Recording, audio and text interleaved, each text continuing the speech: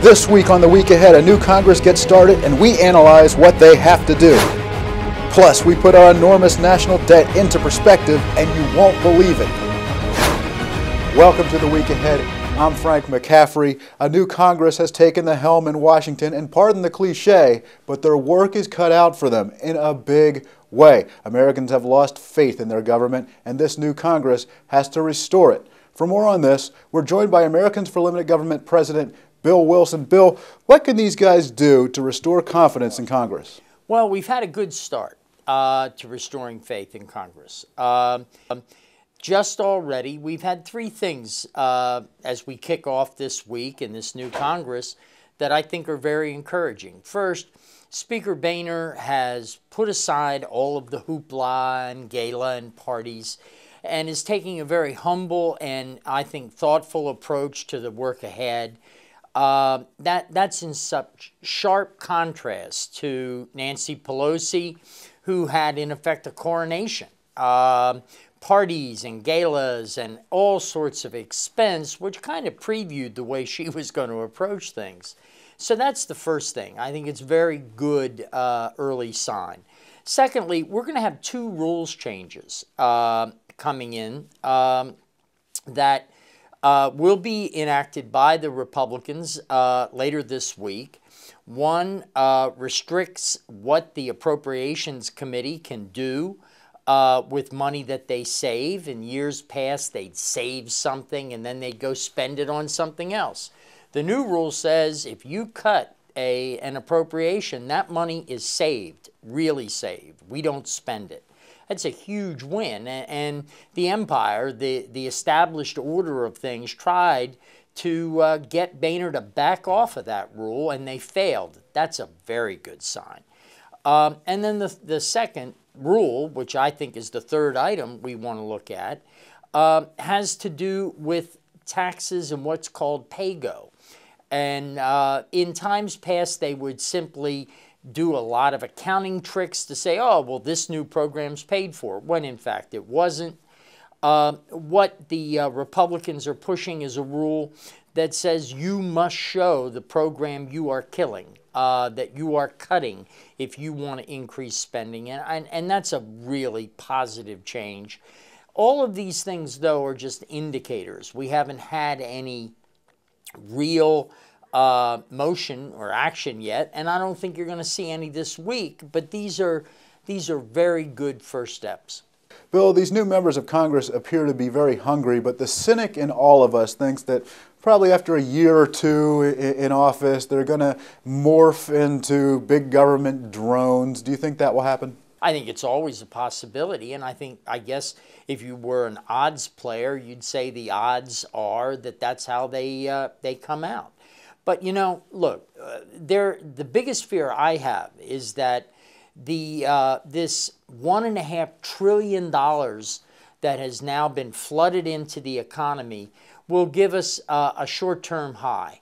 It's been $900 billion shot in the arm from the tax deal, $600 billion in so-called quantitative easing, basically money printing by the Fed. And that $1.5 trillion is the same thing as a shot of drugs. It's going to make the economy feel better for a while, but then those drugs are going to wear off, much like the first Obama stimulus. And are we going to be better off? The fear is that while the economy is high on the shots, that politicians will take that to be a permanent thing and will start spending like old. I think it's up to citizens to keep reminding them that they were sent there to cut this government down to size and to get our house in order. But it's something that all of us, all citizens, are going to have to be on guard 24/7 to look for the most minute sign of a desire to go back to the old ways, and then they're going to have to hear from us. Speaking of people who act like they're on drugs, Nancy Pelosi is still out there. She still has some power. Has she learned anything from the November elections? Maybe the holidays softened her. Or is she going to be the same person that we've seen? Well, we're going to see, but I mean, every indication so far is that Madam Pelosi hasn't learned a thing. That forcing her party to keep her in a position is arrogance beyond belief. And there's no indication that she's going to change her ways at all.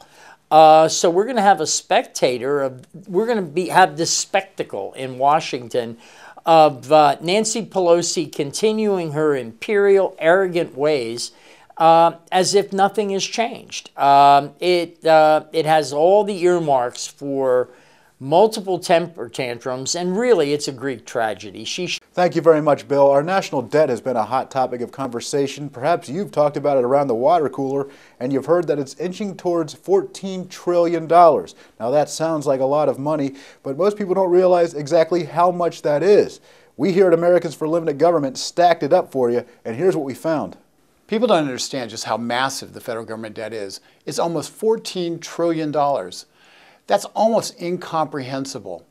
And so when we think about it, we need to put it into perspective of what we can actually get our minds around, numbers we understand. Let's put this into perspective. The average American makes $32,000 a year. The average American also rolls their eyes when they talk about the average salary of an NBA player.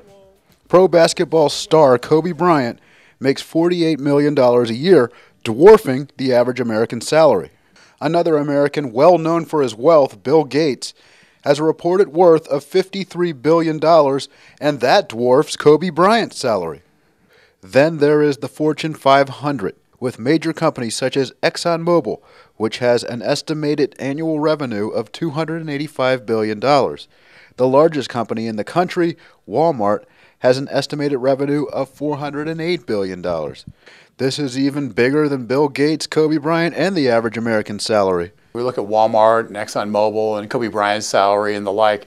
We really think about that as being just huge numbers, but it's a drop in the bucket compared to our national debt. The nation/continent of Australia is a bustling place with hardy people. Its GDP is $924 billion reportedly. That's nothing to turn the nose up at. And when we think of competitive national economies, we think of places like India, which is booming. India has a reported $3.67 trillion gross domestic product. And then there's China with its estimated $5 trillion in GDP. Okay, so let's add all of these up. Combine them all, and it comes roughly to $10 trillion. This means our national debt is higher than the cash value of two massively populous nations, a continent, the two largest corporations on Earth, Bill Gates' worth, the salary of the best player in the NBA, and the average American salary. Another way of looking at this is that the entire budget of the Department of Defense in this country is $534 billion annually. This is just a fraction of $14 trillion. The national debt is also 1,000 times higher than funding for the entire Department of Labor. These numbers are so massive that they might be the only thing that can stop Kobe Bryant. You know, I don't even know if this could stop Kobe Bryant, but the fact is we face a mountain of debt, Mount McKinley of debt. And if we don't tackle the problem as a country, if we're not successful in chipping away at it one bit at a time, we're going to fail. That is incredible. Now, if only we could convince Kobe Bryant to come play basketball in Washington and sign for the Wizards, life might be easier for us. Probably won't happen anytime soon. And that's all the time we have for the week ahead. Thank you very much for joining us. Please join us again next time. For more on these and other topics, visit our webpage, getliberty.org.